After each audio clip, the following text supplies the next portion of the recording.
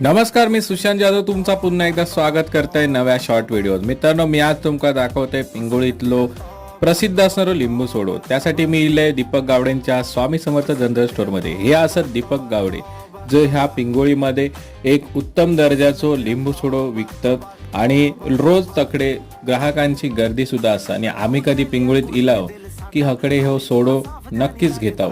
मित्रांनो, दीपक दादाचो लिंबू सोडो हे एक नंबरच असा।